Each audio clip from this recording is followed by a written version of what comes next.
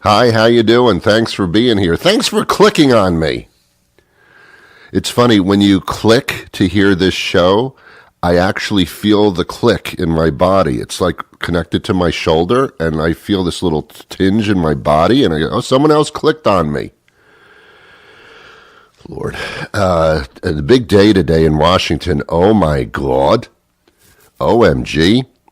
Michael Cohen, who was Donald Trump's personal attorney, is going to, in public, stand before a House committee and spill the beans about what Donald Trump is really like, all the illegal stuff that he does, how horrible he is, how racist he is, all the dirty dealings that he's been through. He's called him a con man. Wow, this should be exciting. This is like CSI Washington. This is going to be cool. That's happening. But of course, Republicans are calling Michael Cohen a liar because he is indeed a convicted liar. He lied before Congress and therefore is, and also lied to the Mueller investigation. So he's actually going to jail. So he is a convicted liar. And the Republicans are going to try to stop him from saying horrible things about the president, true or not true. On the other hand, you have this President Donald Trump. Heard of him? He's a liar. He's not a convicted liar. He's an obvious liar.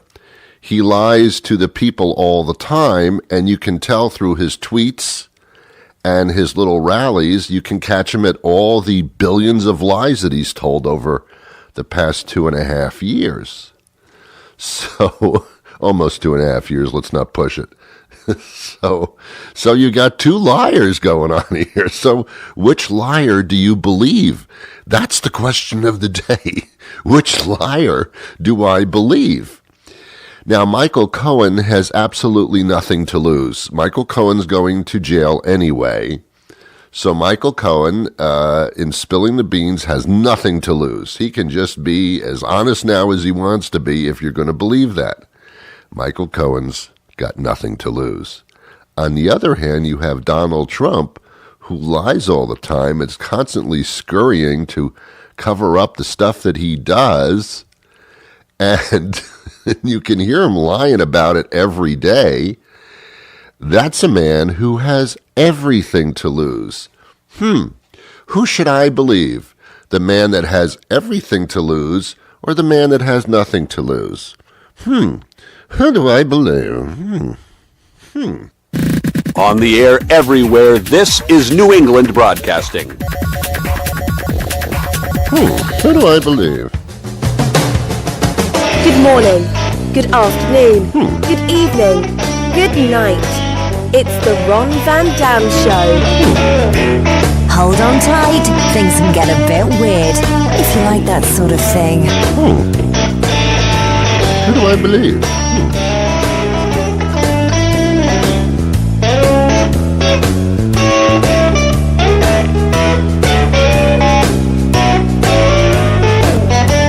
Hey, welcome to the program. Thanks for being here. You really didn't have to do this. I really appreciate it. You really didn't have to bake that lasagna for me. I really appreciate it, though. Yeah, Trump supporters are a little bit nervous, especially Republican Congress people are nervous about what could come out about their faithful, devoted leader. It's going to be rough. One of the senators, or representatives, I should say, is Matt Gaetz, Gaetz, Gaetz, whatever. He's an avid Trump supporter, and apparently he's very scared about what Michael Cohen could say in public at this hearing. So this is what Matt Gaetz tweeted yesterday evening, or afternoon, to be specific, yesterday. And again, a kiss-ass Trump supporter, you can see the little shit stains on his lips. Ron, that's not necessary. Well, everything has gone to hell anyway. What's the difference?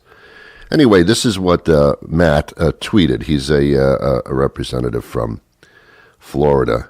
He says, hey, Michael Cohen, do your wife and father-in-law know about your girlfriends? Maybe tonight would be a good time for that chat. I wonder if she'll remain faithful when you're in prison. She's about to learn a lot. That's a threat. That's a threat to make Michael Cohen not be appearing or to not spill so many beans. That's like a direct public threat. Excuse me. That is so remarkably a horrible twit. What are you twatting there? My God. Did you what? I wonder if your wife will visit you in prison.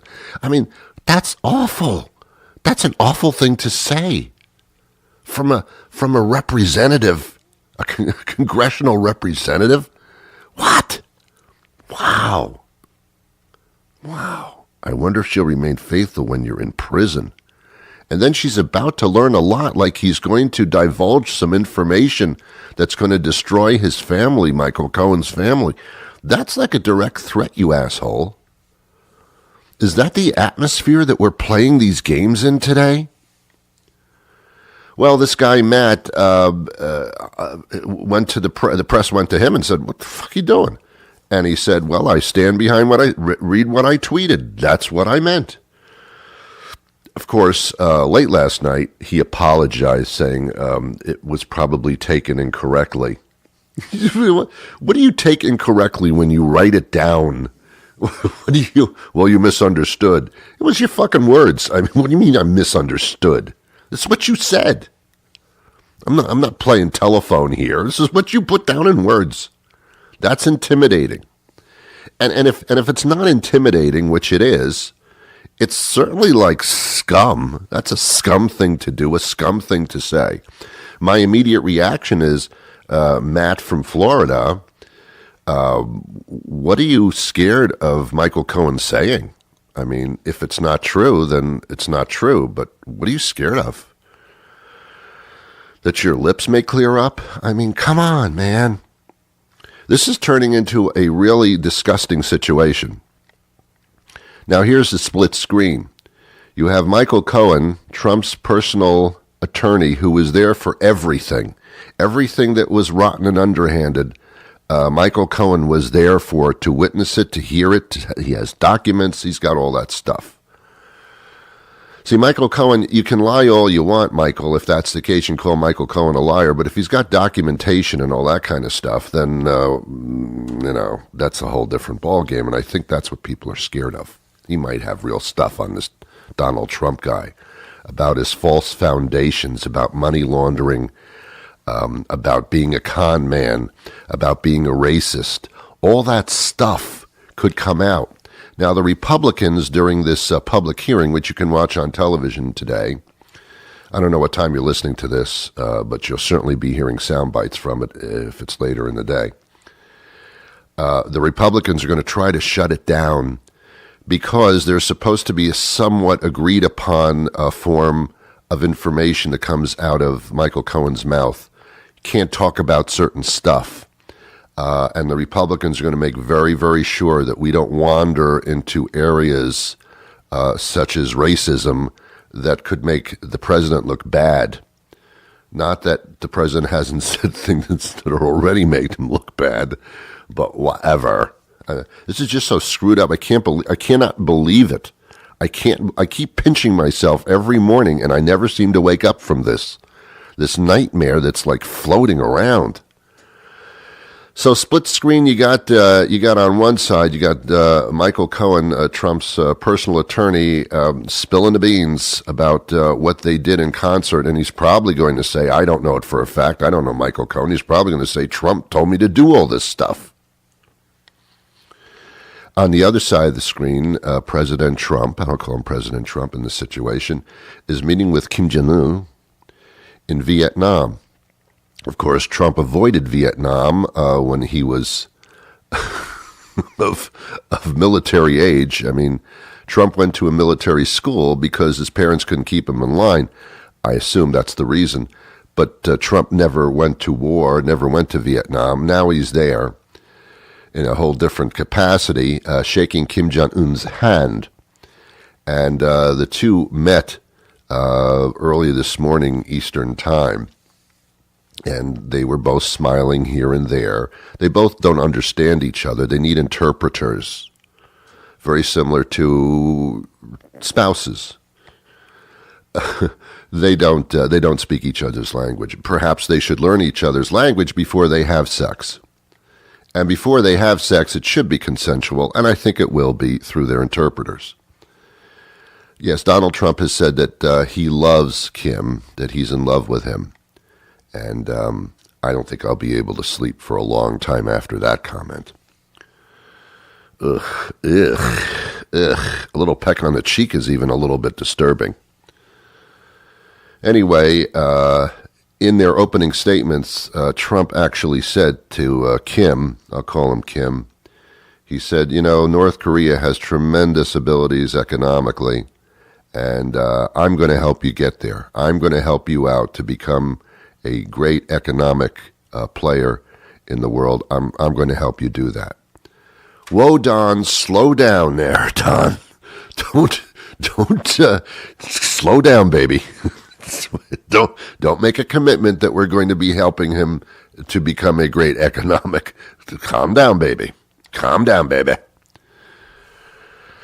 This is the problem. Donald Trump, the con man, is working deals with North Korea. And he loves Kim. When you're in love, you do things you don't really mean to do and you shouldn't be doing. You know that, don't you? How many promises have you made to your loved one in the heat of passion? And then you said, "Ooh, what did I say, man? What did I say to her last night?" Or him, whatever the case may be. Be careful, Don. You're playing with my deck of cards here. Don. So that's your split screen for today. Trump is going to try as hard as he can to have something positive come out of this summit with Kim, because on the other side of the coin, when he comes back, he's going to be coming back to controversy and probably knowledge that I know Trump is going to be watching TV tonight to watch these hearings. I know it for a fact. You better believe there's going to be a lot of popcorn consumed in that hotel room tonight in Vietnam. Trump's going to be coming back to a firestorm, and the more that the Republicans try to shut up Michael Cohen from saying what's on Michael Cohen's mind, the more it's going to look like they're purposely trying to shut him up because they know what he's going to say or what he could say. So I go back to my original statement, ladies and gentlemen of the jury. Who do you believe? Which liar is more believable? It's like the 2016 presidential elections. Remember that? Which candidate sucks less? That's what it was. Which one sucks less? You've given me two suck choices. I must choose the one that sucks less. It's the opposite of Sophie's choice. I'd like to give up both children. Which one do I hate more? It's weird. Everything's turned upside down. It's scary weird. I'm looking forward to the 2020 election because hopefully there'll be some light at the end of whatever tunnel this is. And the whole world's going crazy. England is with the Brexit thing breaking from the European Union, which is already economically hurting them big time and probably would more so. People are trying to break away. In France, man, you have riots, violent riots. They really get into their politics like heavy physical over there. Riots. Breaking away from the president of France. They ain't happy with that guy right now. There's a faction that ain't happy with him. They're trying to break away. What's going on, man? What's going on here? Why can't we just all get high and love each other? Remember those days? Most of you weren't alive during that. That was back in the 60s and 70s, the psychedelic era. You may say that was pretty screwed up and that the fashion wardrobe was really stupid. Yeah, it was. Because we were all so high, we didn't know what the hell we were wearing. We thought that wardrobe looked good on us because we were high. But that was the love generation. Peace and love. What's so wrong with that? How did that go away? I really thought that would stay forever. Love each other. Peace among all of us. The planet is beautiful. Preserve the planet and nature and the furry little animals. Get high every once in a while in your apartment with some Pink Floyd in the background and some psychedelic lights. Well, what's the problem with that? What was so wrong? People started eating organic back then. Organic rice, organic flour. That was back in the 60s and 70s. You weren't alive yet, some of you. Well, what's so wrong with that? I don't know. I have no idea what happened. It's like I fell asleep, I woke up, and this happened. What happened?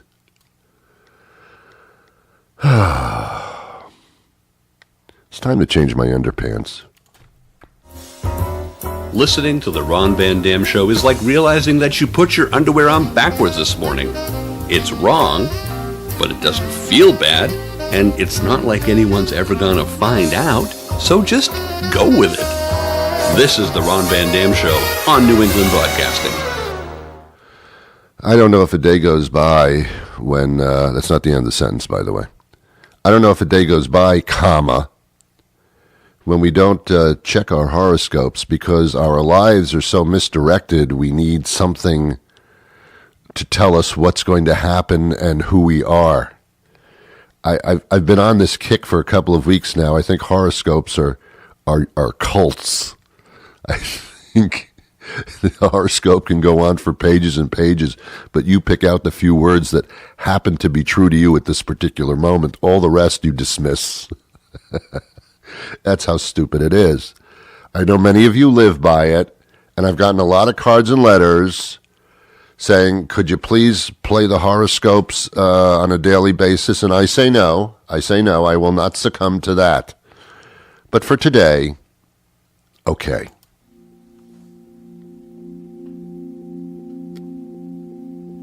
Greetings, fellow planet travelers. Kip Starchild here with your New England Broadcasting Horoscopescape. Let's take a look and see what the stars have in store for you. Aquarius. The stars say you'll soon find happiness and prosperity, but then I think I hear them giggling to each other, so maybe take that with a grain of organic fair trade salt. Pisces. Your beautifully focused pursuit of meaning will soon lead you to a box of toaster pastries. Don't read too much into it, just enjoy some delicious toaster pastries. Aries. Unfriend everyone on social media and start again. Choose better this time. Taurus. Stop relying on WebMD and get that thing checked out already. People are starting to talk. Gemini. You will soon face a fork in your career path. It'll be the fast food industry or amateur bondage porn, so choose wisely. Cancer. When Mercury goes retrograde and Pluto is ascendant in the house of Cassiopeia, make yourself a sandwich. It will be amazing. Leo. Call your mom soon for interesting news. And by mom, I mean the real one. In prison.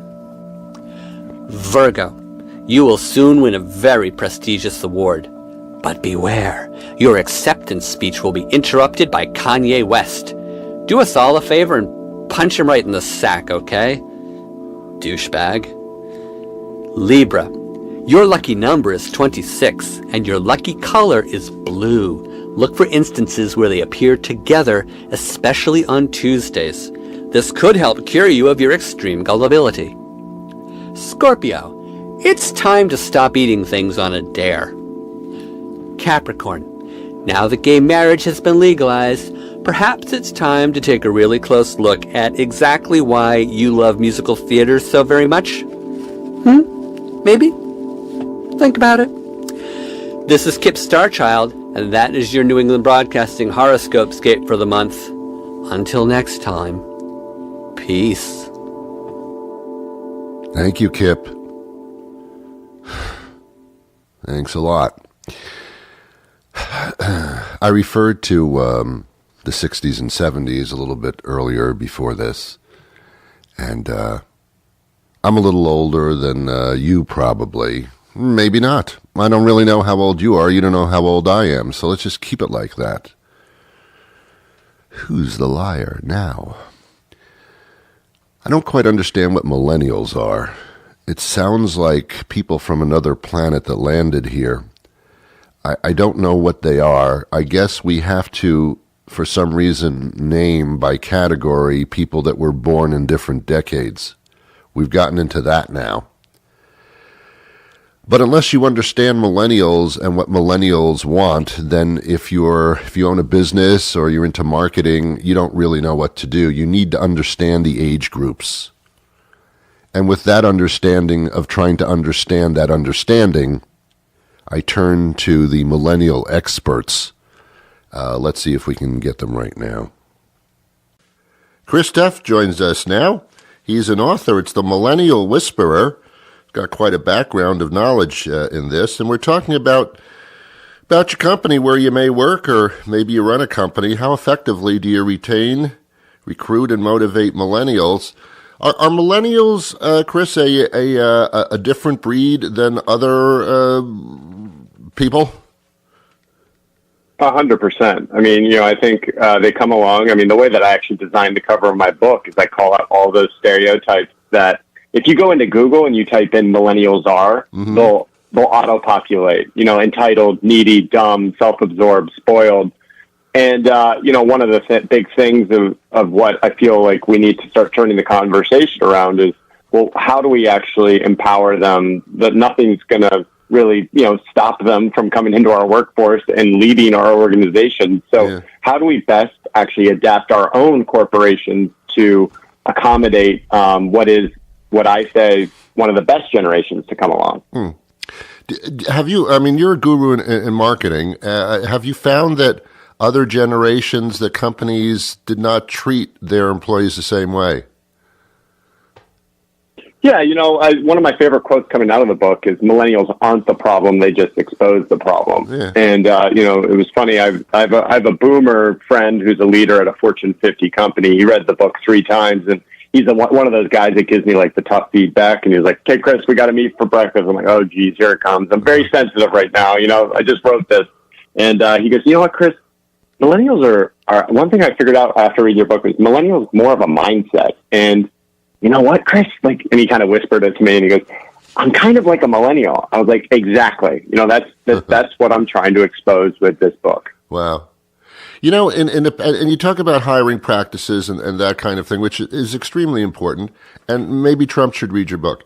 But I'm just saying, that, these days, my generation, when you hired somebody, you had no idea who was sitting in front of you. No idea whatsoever, except for what they may have told you or was written on the paper that they bring in. Now, there's like a whole dossier on everybody socially. And it's like, does that make it easier or harder or what? So, one thing I talk about, I think we need to adapt our ways. And, one thing, I think it's everyone's looking for the perfect fit. And I think that's a product of the world that we live in, and a little bit of the social media piece that the grass is always greener on the other side. And one thing I kind of tell everyone that I work with is, just stop comparing your insides to other people's outsides, because the world is not perfect. And guess what? I call it my 70-30 rule. 30% of your job's going to suck always. Yep. And so the 70% should fuel you up. And, one thing that I also kind of bring up is, like, especially in the courtship piece is, we got to look at things like trial to hire, because let's test drive our employees as a freelance to hire scenario to where let's make sure it's a good fit on both sides culturally.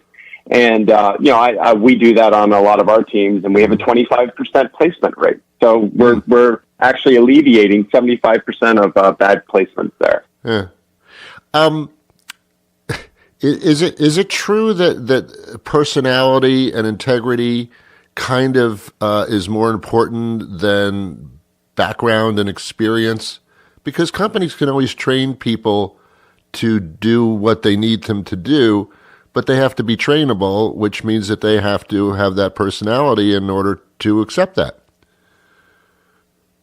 100%. And listen, it's hard for me to admit, given the fact that I invested over $200,000 in a Vanderbilt education. Right. And one thing that we see out there is, it's a product of a world where it's kind of like YouTube University, where it's, I don't know if you've ever done this, but if something breaks in the house, like my fridge broke the other day, and my wife came down and it was half open, and I was watching YouTube trying to figure out how to fix it instead of hiring someone. Exactly. I did not succeed, but I at least tried. But I think we live in a world where we're kind of learning as we go, and we have everything at our fingertips. And, more than anything, the most important part of I think finding the best employees is more about, to your point, integrity and passion. I talk a lot about the importance of passion and, making sure that lines up with what the role is that we're trying to fill. What message does the book give to somebody that doesn't own a company or run a human resources situation? I guess there are lessons to be learned on the other side here. Sure. Well, I was very deliberate in making sure that the examples in the book vary from restaurants to dental practices all the way up to, Fortune 50 companies. So I want to make sure that a lot of these tactics scale from both mom and pop shops all the way up to larger corporations. And I think they're very different things that everyone is struggling with, and it kind of spans that spectrum. So it's more of a question of where do we need to start that we need to ask ourselves. Yeah. Another thing that I got out of your book is marketing, in the sense that, you're marketing a product, but you're also marketing your service and your employees' abilities. I found that interesting. 100%. 100%. And I think we are made up of, I think we forget how much our employees make up what ends up being, especially for service industries, your product. Yes. And, we've seen dramatic results. I've been talking to a few very large companies about the application of this book in their workplaces. And they said, well, Chris, how do I know I'm getting a return on this thing? I was like, well, what metric do we want to change? If do you want to change your turnover rate from 30% of your workforce to 10%? Well, let's start implementing some of these things and hold yourself accountable to it. Yep. I'm not saying we shouldn't have goals associated to this stuff. I'm saying the opposite. You're exactly right. To put it on a simple basis, when I need a plumber, and I do, because YouTube doesn't do it for me either, I go to the plumber that responds to me, calls me back quickly, can get here within a reasonable amount of time, and whether they do a good job or not, they kind of all do a good job. I'm going for the one that I feel I'm getting the best support out of. That's my criteria. 100%. And I think it comes down to, listen, I'm writing this book to help change the world, to bring, I think, more empathy, love, and more human-to-human connection. And I think we've forgotten that. Deep down, we all just want to be loved. We all want to be accepted, and we want to have a real connection with people. And I think when you create an environment where that thrives, the rest follows suit. And in using your kind of plumber example, when you make a connection with that plumber coming through, if he even does just a C+ job, you're going to say, listen, let's bring Bob the plumber back. He's actually a good dude. Yeah, you're right. You're absolutely right. He's my plumber. And that's what you want to achieve. That's my company. That's where I get that service out of. It's a fascinating book. It's called The Millennial Whisperer. Chris Tuff has been around. Actually, you're quite a young executive for what you've done, so congrats on that. Things must be working out, I assume. Yeah, so far so good. Yeah. It's available everywhere. Where can we get more information about it? Yeah, so you can find my book at your local bookstore or on Amazon, The Millennial Whisperer. In writing The Millennial Whisperer, I did discover that millennial is a difficult word to spell. It's 2 L's and 2 N's. So if you want to go to my URL, themillennialwhisperer.com, I actually have some pretty cool resources. I worked with one of my professors from Vanderbilt to create a millennial leadership assessment, where I have a free millennial leadership assessment. You kind of see how you rank as a leader compared to what this statistically next generation is looking for. Good. So yeah, we're super excited, and I believe the best is yet to come. Great. Well, maybe you've put together the Bible of successful company strategy. Who knows? We hope so. Well, we just got word last night that we are a bestseller nationally. Cool. So number 42 overall at USA Today. So it looks like we're striking a chord. I suppose so. Hey, congratulations to you, and thank you for your time today, Chris. Yes, thanks so much, Ron. Have a good one, man. You too. Bye-bye. Each day on this program, we give away tons of gifts. I don't know if you have your guest stub. I don't know on what platform you're listening to this program, but some of them give away these little raffle tickets. Here's the winning number for today only.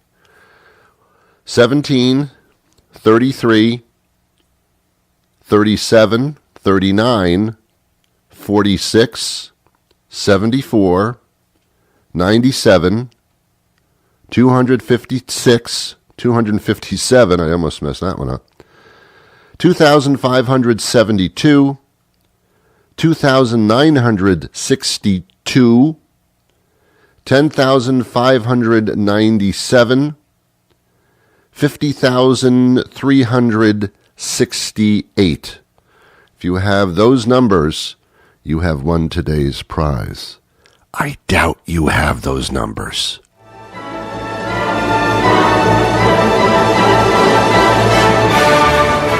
If patience is a virtue, you're virtuous.